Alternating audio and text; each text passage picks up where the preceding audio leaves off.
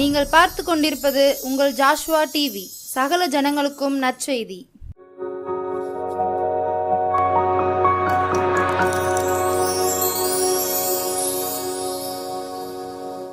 Praise the Lord. Joshua TV நேயர் அனைவருக்கும் இயேசு கிறிஸ்துவின் நாமத்தினாலே அன்பின் வணக்கத்தையும் வாழ்த்துதலை நான் தெரிவித்துக் கொள்கிறேன். இந்த நாளில் கதை கேட்பதற்கு முன்பாக நம்ம தலைகளை தாழ்த்தி ஆண்டு சமத்தில் ஏசப்பா என்னோடு எங்களோடு பேசணும்னு சொல்லி நம்ம கேட்போம். அன்பின் பரலோக பிதாவே, இந்த அருமையை நேரத்துக்காக நன்றி செலுத்துகிறோம் ஆண்டவரே. ஏசப்பா இந்த நாளிலோட கதை மூலமாக ஆண்டவரே என்னோடு எங்களோடு பேசும்படியாக ஜெபிக்கிறோம் தகப்பன் ஆண்டவரே. ஏசப்பா இந்த நேரம் முழுவதும் ஆண்டவரை நீங்கள் பொறுப்படுத்திக் கொள்ளுங்கப்பா. ஏசப்பா எப்படி கதைகளை சொல்ல வேண்டுமோ, எப்படி நீர் முதலாவது அடியாளுக்கு நீர் கற்றுக் கொடுக்க முடியாது ஆண்டவரே, அதே ஆண்டவரே மக்களுக்கு ஆண்டவரே ஏசப்பா இதை கதை கேட்டுக்கொண்டிருக்கின்ற ஒவ்வொரு உள்ளத்தில் நீர் பேச முடியாது ஆண்டவரே. அந்த வார்த்தையானது கிரியை செய்ய முடியாது செபிக்கிறேன் தகப்பனே. பரிசுத்த ஆவியானவர் எங்களை ஆட்கொண்டு நடத்த முடியாது செபிக்கிறேன் தகப்பனே. ஆசீர்வதியும் வழிநடத்த இயேசு மூலம் ஜெபிக்கிறோம் நல்ல பிதாவே, ஆமென். டேய், ஏன்டா இவ்வளோ தப்பு பண்ணுற? வேண்டாடா, இந்த தவறெல்லாம் செய்யாதடா.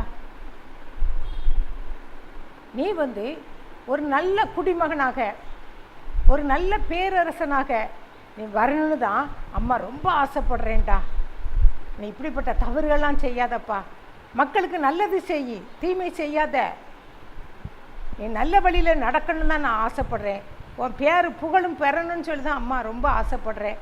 தயவுசெய்து இந்த வழியை இதை விட்டு நீ நினச்சி விலகி விடு அப்படின்னு சொல்லிட்டு ஒரு அருமையான தாயார், வேறு யாரும் இல்லை, நீரோ மன்னன் அவனுடைய தாயார். அந்த ரோமாபுரியை ஆண்டு வந்த அந்த ரோம் சாம்ராஜ்யத்தை கலக்கி கொண்டிருந்த அந்த நீரோ மன்னன் அவனுடைய அருமையான தாயார். அவங்க கடவுளுக்கு பயந்தவங்க, ரொம்ப பக்தி மிக்கவங்க. இந்த மகன் செய்த தவறெல்லாம் பார்த்து அவங்க என்ன பண்ணுறாங்க, மகனுக்கு புத்திமதி சொல்கிறாங்க. வேண்டாடா, நீ செய்கிறதெல்லாம் தப்புடா. கிறிஸ்தவர்களை இப்படி நீ கொலை செய்கிறியே, நீ கொல்றியே, இது அநியாயம்டா, இது வேண்டவே வேண்டாம். கிறிஸ்தவர்களுக்கு தீங்கு விளைவிக்காத, தப்பு செய்யாத, அவங்களை எரிக்காத, அவங்கள சிங்கங்களை விட்டு மிருகங்களை விட்டு கடிக்க வைக்காத அப்படின்னு சொல்லிட்டு அருமையாக அவங்களுக்கு என்ன செய்தாங்க, ஆலோசனை சொன்னாங்க. ஆனால் அந்த ஆலோசனை எல்லாவற்றையும் அவன் உதறி தள்ளி விட்டு தான் இஷ்டம் போல் அவன் என்ன செய்தான், வாழ்ந்தான். தன் இஷ்டம் போல் அந்த ரோம் நகரையே அவன் சாம்ராஜ்யம் என்ன செய்தான், பண்ணி கொண்டிருந்தான். ஒரு நாள் அந்த நீரோ மன்னனுக்கு தன் தாயார் சொல்கிற காரியங்கள் ஒவ்வொன்றும் அவனுக்கு என்ன வந்துச்சு, அருவருப்பாக மாறிச்சு, வெறுப்பாக மாறிச்சு, கசப்பாக மாறிச்சு. இந்த அம்மாவுக்கு வேலையே இல்லை, எப்போ பார்த்தாலும் என்ன சொல்கிறாங்க, ஏதாவது அட்வைஸ் பண்ணிகிட்டே இருக்கிறாங்க. எனக்கு இந்த அம்மா பிடிக்கலை. நான் எத்தனையோ பேர் கிறிஸ்தவர்களை அத்தனை பேரே நான் என்ன செய்து கொண்டிருக்கிறேன். இந்த தாயார் எம்மாத்திரம், இவளை கொல்றதுக்கு ஒரு ஆள், நான் கொல்றதுக்கு எனக்கு எவ்வளோ நேரம் ஆகும், நான் இவங்களை எல்லச்சு போகிறேன், கொலை செய்ய போகிறேன் அப்படின்னு சொல்லி தீர்மானம் பண்ணி அவங்க அம்மாவை என்ன பண்ணான்னு தெரியுமா, ஒரு நாள் என்ன செய்தான், கடற்கரைக்கு கொண்டுட்டு போய் அந்த கப்பல் மேலே அவங்கள ஏற்றி வச்சுட்டு அவன் என்ன செய்றான், நிறைய படை வீரர் அனுப்பி எங்கள் அம்மாவை எப்படியாவது என்ன செய்து கொன்று போட்டுருங்க, இல்லைன்னா கடலில் தூக்கி எறிந்து விட்டு வாங்கன்னு சொல்லிட்டு அந்த மகன் சொல்கிறான். யோசித்து பாருங்கள், பெற்ற மகன் 10 மாதம் வயிற்றில் சுமந்து பெற்ற மகனை பெற்ற பையன் என்ன வார்த்தை சொல்கிறான் பாருங்களேன். தாய் சொன்ன அறிவுரையை கேட்க முடியாதபடி காதுகளை அடைத்து கொண்டு இருதயத்தை கடினப்படுத்தி கொண்டு தாயே என்ன செய்தான், கொல்ற அளவுக்கு என்ன செய்தான், முடிவுக்கு வந்துட்டான். அதே போல் அவன் என்ன செய்தான், ஒரு நாள் தாயை கொல்வதற்காக அந்த கப்பலில் அவன் என்ன செய்கிறான், கொண்டு வைத்து கொண்டு கொல்லுங்க சொல்லி சொன்ன உடனே அந்த படை தளபதிகள் அவ்வளவரும் என்ன செய்கிறாங்க, அந்த தாயை என்ன செய்கிறாங்க, கொல்றதுக்கு வர்றாங்க. ஏன்னா அந்த அரசனுக்கு இவங்க கீழ்ப்படிந்து என்ன செய்கிறாங்க, உடனே நீரோ மன்னனுக்கு கீழ்ப்படிந்து அவரை கொல்வதற்காகன்னு சொல்லி வர்றாங்க. உடனே அந்த தாயார் கேட்குறாங்க, நீங்கள் எதற்காக வந்திருக்கீங்கன்னு சொல்லி எனக்கு தெரியும். நீங்கள் ஏன்னா நீங்கள் ஒரு அரசனுக்கு நீங்கள் என்ன செய்கிறீங்க, மன்னனுக்கு கட்டுப்பட்டு நீங்கள் என்ன செய்கிறீங்க, இங்கே என்னை கொல்வதற்காக, இந்த இடத்துக்கு என்னை கொண்டு என்னை கொல்வதற்காக வந்திருக்கீங்க, சரிதான். ஆனால் நான் என்னது, அவனை பெற்ற, உங்களுக்கு கட்டளை இட்டான் பார்த்தீங்க, உங்களுக்கு ஆர்டர் போட்டான் பார்த்தியா, அவனுடைய தாயார் அப்படின்னு சொல்லிட்டு என்ன சொன்னாங்க தெரியுமா? இந்த முறை என்ன செய்யுதுங்க, கொல்லாதீங்க. இந்த கடலில் போட்டோ இல்லை எனக்கு கொன்றோ நீங்கள் என்ன செய்யணும், என்னை கொல்ல வேண்டாம். நீங்கள் இந்த முறை என்ன செய்யுங்க, போயிருங்க. அடுத்த முறை அடுத்த மாதம் வாங்க, அப்போ நீங்கள் என்ன செய்யலாம், கொல்லலாம் அப்படின்னு சொல்லிட்டு என்ன செய்தாங்க, அந்த தாயார் அனுப்பி வச்சுட்டாங்க. எவ்வளோ கஷ்டமாக இருக்கும் பாருங்களேன், எவ்வளோ வேதனையாக இருக்கும் பாருங்களேன். பெற்ற மகனை தன்னை கொல்வதற்கு வரும்போது. இதே போல் நம்ம நிறைய பேர் நம்ம என்ன செய்கிறோம், வார்த்தையினால் பெற்றோரை நம்ம என்ன செய்கிறோம், வேதனைப்படுத்துகிறோம். அவங்க எவ்வளோ வேதனைப்படுவாங்க தெரியுமா? இதை விட நான் சாகலாம், நான் செத்து தொலையலான்னு சொல்லிட்டு கூட அவங்க என்ன செய்வாங்க, வேதனைப்படுவாங்க. அந்த விதத்தில் கூட நம்ம நினைக்கலாம், நம்ம அம்மாவை நம்ம எங்கே கொல்ல பார்த்தோம்னு சொல்லி நினைக்கலாம். ஆனால் வார்த்தையினால், நம்முடைய செய்கையினால் பெற்ற தாயை கூட நம்ம என்ன செய்யணும், அவ்வளோ வேதனைப்படுத்துவோம். அதே போல் இவன் நீரமன்னன் பெரிய கொடுங்கோலன், கொடுமையானவன். அங்கே மக்களுக்கு கிறிஸ்தவர்களை எரிக்கிறான். அந்த நேரத்தில் அவன் என்ன செய்தான், பிடில் வாசிட்டு கொண்டிருந்தவன். ஒரு மக்கள் அழிந்து கொண்டிருக்கும் போது இவன் என்ன செய்தான், சந்தோஷமாக பாட்டு பாடிக்கொண்டிருந்தவன். அவனுக்கு தாய் கூட அவனுக்கு இரக்கமே கிடையாது, அன்பு இல்லை. அடிப்பட்ட சூழ்நிலையில் அவரை கொல்வதற்காக அவரை என்ன செய்தாங்க, அவரை கொல்வதற்கு எல்லா காரியத்திலும் ஈடுபட்டான். உடனே வீரர்கள் என்ன செய்யிட்டாங்க, திரும்பி அவங்க என்ன பண்ணாங்க, நாங்கள் இப்போ அவங்க தாயார் சொன்னோன்னு திரும்பி போயிட்டாங்க. அதே போல் அடுத்த மாதம் அந்த அம்மா சொன்ன போது இந்த முறை சென்று போய்விடுங்க, அடுத்த முறை என்ன செய்யுங்க வாங்கன்னு சொல்லிட்டு சொன்னாங்க.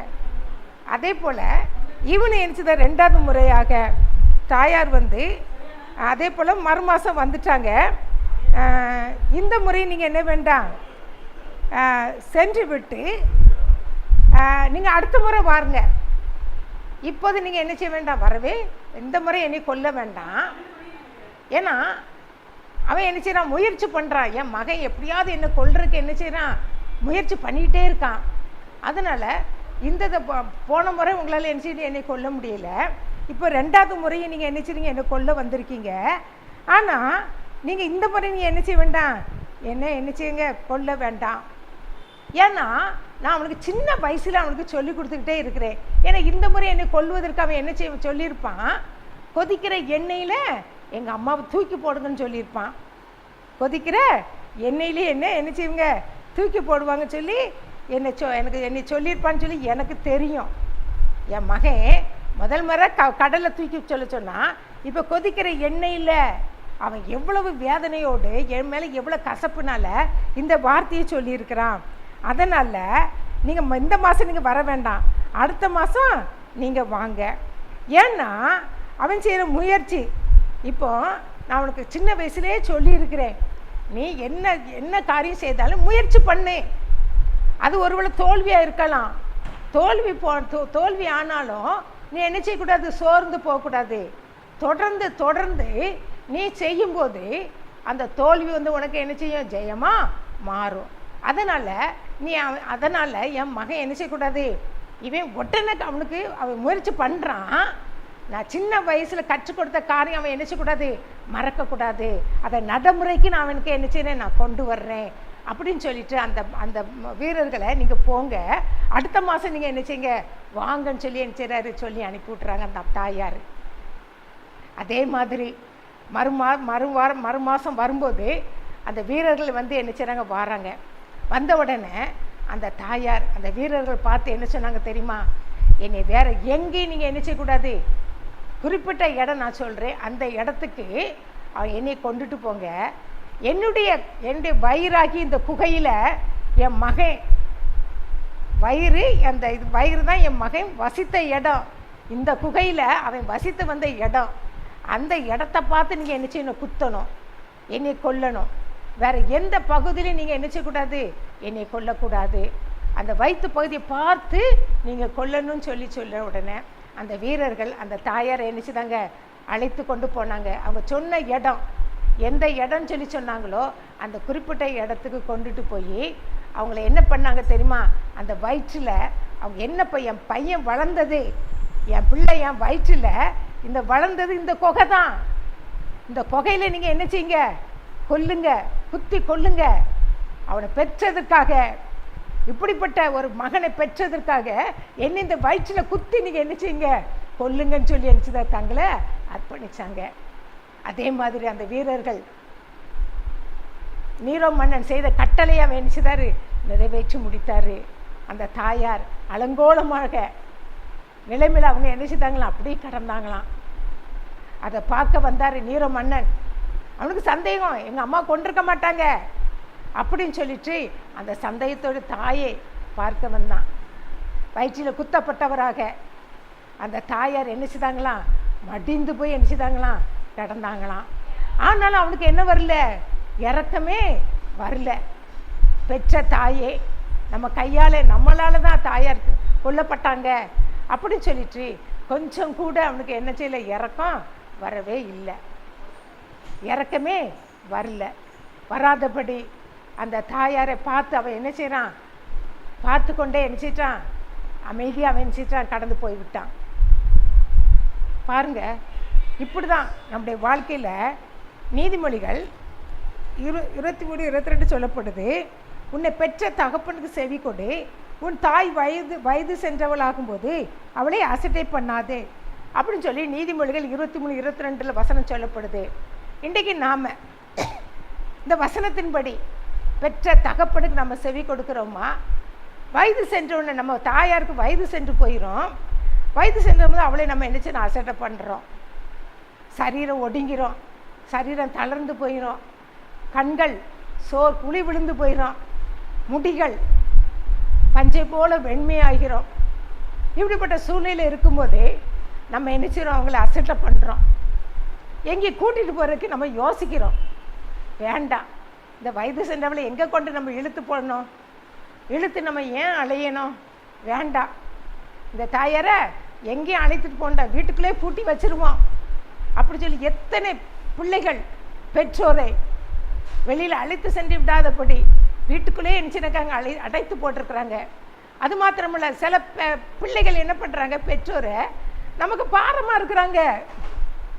அவங்க பிள்ளை வயிற்றில் சுமக்கும் போது பாரம்னு சொல்லி அவங்க என்ன செய்யலை, தூக்கி எறியலை. எனக்கு வயிற்றில் வர்ற என் பிள்ளை எனக்கு பாரமாக இருக்குன்னு சொல்லி என்ன செய்யலை, தூக்கி எறியலை. அதே நேரத்தில் உனக்கு சாப்பாடு ஊட்டி வளர்க்குற வரையும் எனக்கு இவன் பாரமாக இருக்குன்னு சொல்லி வீட்டு விட்டு உங்களை விரட்டலை.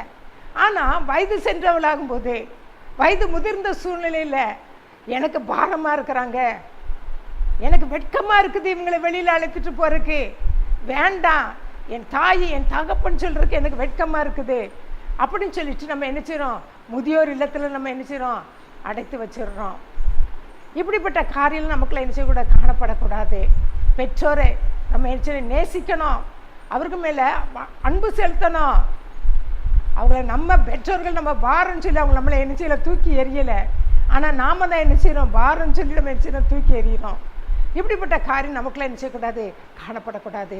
பெற்றோரை நேசிக்கணும், அவங்கள அன்பு செலுத்தணும், அவங்களுக்கு வேண்டிய உரிமைகள்லாம் நம்ம என்ன செய்யணும், கொடுக்கணும். வாழ்கின்ற நாட்களில் அவரிடத்துல நல்லா அனுபவிச்சுட்டு அவங்க சோர்ந்த நேரத்தில் அவங்கள நினச்சிட்டு தூக்கி எறியக்கூடாது, அவங்களையும் நேசிக்கணும். ஒரு நீரோ மன்னனை போல் நம்ம நினச்சக்கூடாது, வாழக்கூடாது. இறுதிய கடினத்தோடு நம்ம நினச்சக்கூடாது, வாழக்கூடாது.